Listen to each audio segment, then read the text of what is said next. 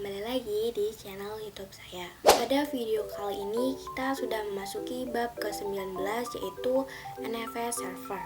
Nah, di bab 19 ini kita akan mempelajari 5 materi yaitu pengenalan NFS dan install NFS, konfigurasi NFS read only, mengakses NFS dari Ubuntu Client, konfigurasi NFS read write, dan yang terakhir ada mount NFS permanen. Jadi, apa itu NFS? NFS merupakan protokol ataupun software yang digunakan untuk file sharing antar Linux.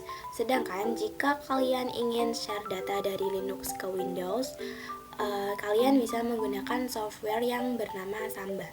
Oke, bisa kalian lihat dulu di sini untuk topologinya. Di sini kita akan membuat beberapa file directory pada server 1 yang akan kita sharing ke klien Ubuntu.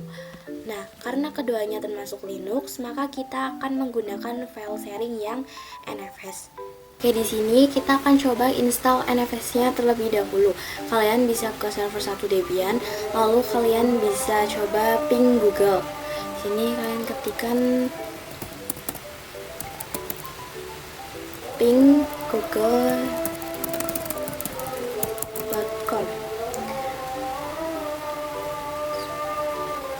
Nah, oke, maka dia bisa ya teman-teman. Setelah itu kalian bisa install NFS-nya terlebih dahulu.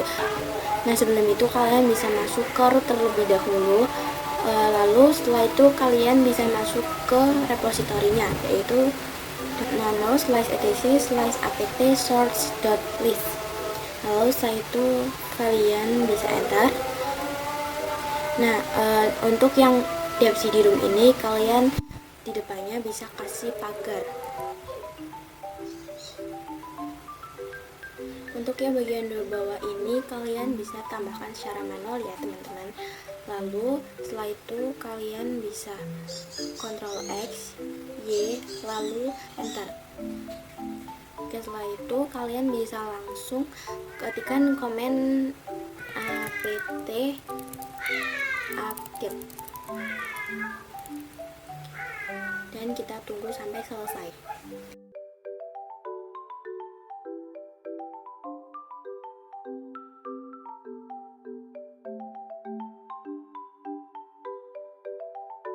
Setelah itu kalian bisa langsung saja ketikkan di sini apt install nfs strip kernel strip server. Setelah itu kalian bisa enter. Di sini kalian bisa Y, lalu kalian bisa tunggu sampai prosesnya selesai.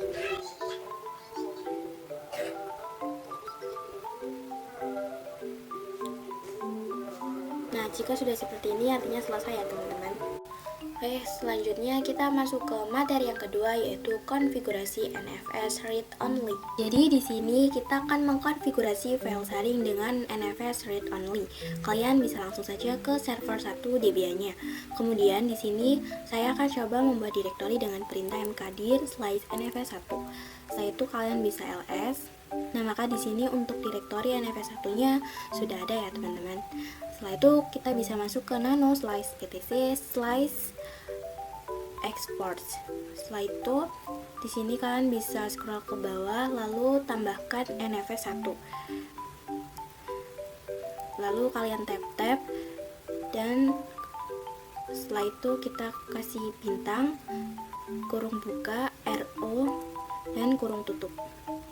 Nah, jadi bintang ini adalah kita mendefinisikan IP mana saja yang dapat mengakses ke NFS 1 dengan akses read only.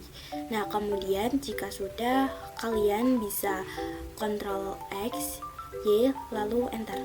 Nah, setelah itu kalian bisa langsung systemctl restart NFS strip kernel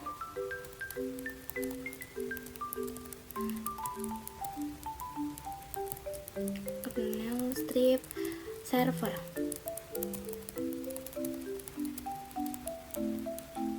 Ini sudah terrestart ya teman-teman. kemudian kita lanjut ke materi yang ketiga, yaitu mengakses NFS dari Ubuntu Client. Nah, jadi kita akan coba buat Ubuntu Client-nya ini bisa mengakses file yang sudah kita konfigurasikan di server 1 Debian. Oke, di sini kalian bisa buka server 1 Debian-nya, lalu setelah itu kalian bisa ls slice. Nah, bisa kalian lihat di sini sudah terdapat NFS 1. Nah, nanti NFS 1 ini akan kita coba akses ke klien Ubuntu-nya. Sebelum itu kita harus install dulu software untuk menerima file sharingnya, yaitu dengan command apt install nfs strip common.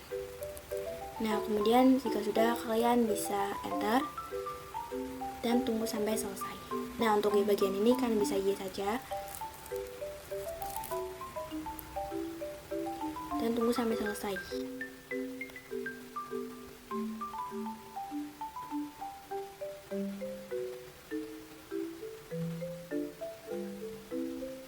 Oke, jika sudah selesai, kalian bisa langsung ping ke server 1 Debian-nya.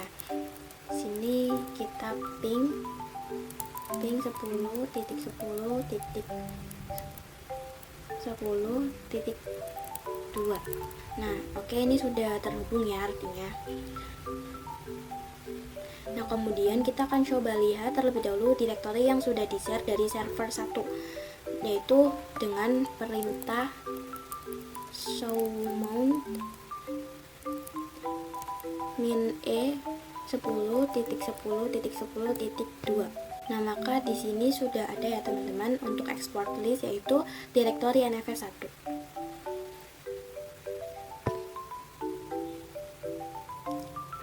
Nah, oke, di sini saya akan buat terlebih dahulu direktori yang akan menerima seluruh file sharing dari server 1 Debian-nya. Di sini kita ketikkan mkdir terima NFS. Kalian bisa enter. Nah, kemudian setelah itu kita akan menerima atau ngomong file sharing yang sudah di-sharing dari server 1 Debian-nya ke klien Ubuntu dengan perintah sudo mount 10.10.10.2 slice nfs 1 slice kita akan letakkan di mana. Di sini saya letakkan di slice home, slice hana, slice terima nfs. Kemudian kalian bisa enter, dan setelah itu kalian bisa coba ls terima nfs. Nah, oke, di sini masih kosong ya teman-teman, karena kita belum membuat file apapun. Nah, kemudian kita akan coba file di server 1 Debian-nya dengan perintah touch slice nfs 1 slice nama file yang akan kalian buat. Nah, setelah itu kalian bisa ls nfs 1-nya, dan maka ini filenya sudah ada. Nah, setelah itu di Ubuntu Client-nya kita coba ls terima nfs lagi. Kalian bisa enter. Nah, maka di sini untuk itunya sudah ada ya teman-teman. Ini artinya file sharing dari server 1 ke Ubuntu Client-nya sudah berhasil karena mereka sudah terkoneksi.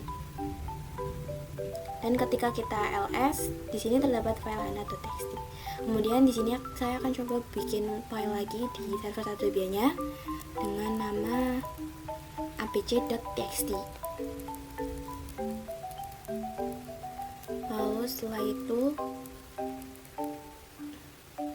kalian bisa ls. Nah, maka di sini sudah ada dua file ya teman-teman. Nah, kemudian kita akan coba ls ulang di Ubuntu Client-nya. Di sini kita ketikkan ls terima nfs. Nah, oke, di sini terdapat dua file ya teman-teman. Artinya file sharing dari server 1 Debian ke Ubuntu Client sudah berhasil. Selanjutnya kita masuk ke materi yang keempat, yaitu konfigurasi NFS read write. Nah, di sini ketika kalian buka server 1 Debian, lalu kalian pergi ke nano slice etc, slice exports. Lalu kalian bisa enter. Nah, maka di sini dia mendefinisikan IP siapa saja yang mendapatkan akses dari NFS 1 dengan akses read only saja. Nah, di sini kita bisa buktikan di klien Ubuntu-nya dengan komen touch terima NFS. Nah, maka di sini dia tidak memberikan izin. Di sini dia tertulisnya read only file system. Nah, begitu juga dengan kita jika mencoba nano terima NFS slice hana.txt.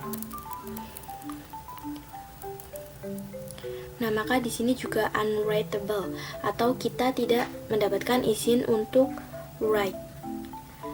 Nah, oke, di sini kita akan coba buat direktori dengan bisa akses read write. Sini kita coba ls dan di sini terdapat direktori NFS 1. Dan di sini saya akan coba buat direktori lagi yang bernama NFS 2.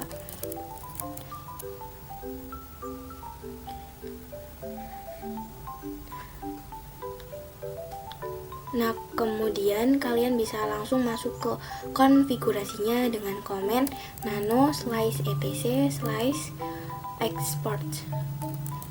Kalian bisa enter dan kalian scroll ke bawah saja dan kalian bisa tambahkan NFS 2.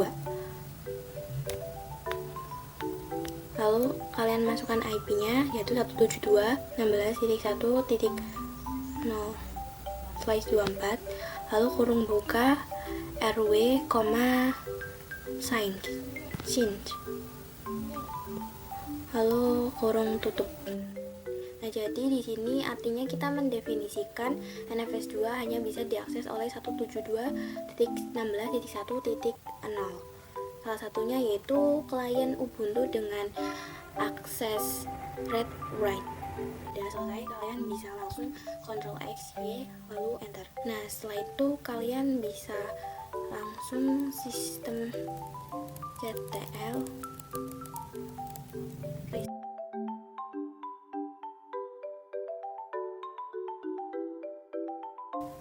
Oke, kemudian kita ke klien Ubuntu-nya. Di sini saya akan membuat wadah yang menerima file sharing dari server 1 Debian. Di sini kita kadir terima NFS 2. Lalu setelah itu kalian bisa mount ulang dengan komen sudo mount 10.10.10.2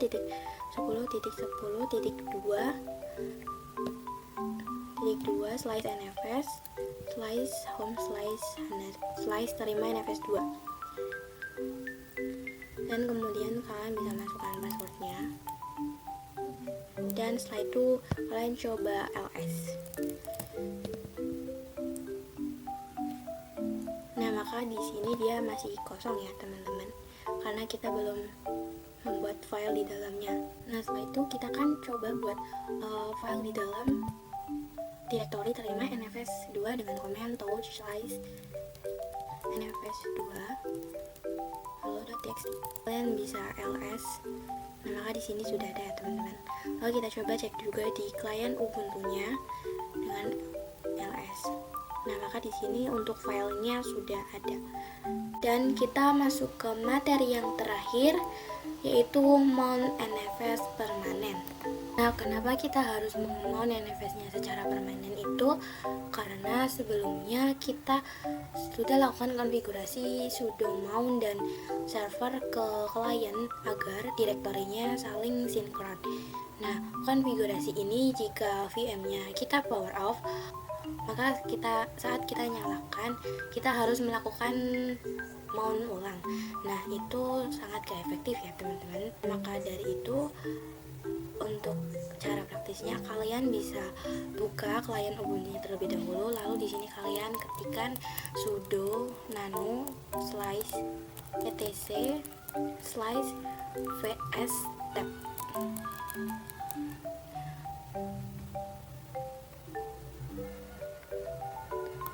Nah, setelah itu kalian bisa konfigurasikan di sini. Kalian scroll ke bawah. Lalu di sini kalian bisa isikan IP-nya yaitu 10.10.10.2.2 slice NFS 1 slice home, atau kalian mau simpan di mana. Itu kalian bisa tambahkan NFS tab underscore native. Setelah itu kalian Ctrl X, Y, lalu enter. Nah, kalau sudah di mount seperti ini, maka saat Ubuntu-nya kita matikan lalu dinyalakan kembali, maka kita tidak perlu melakukan konfigurasi mount ulang. Sekian video dari saya. Jika ada salah kata mohon dimaafkan. Sampai jumpa di video saya yang selanjutnya ya. Dadah.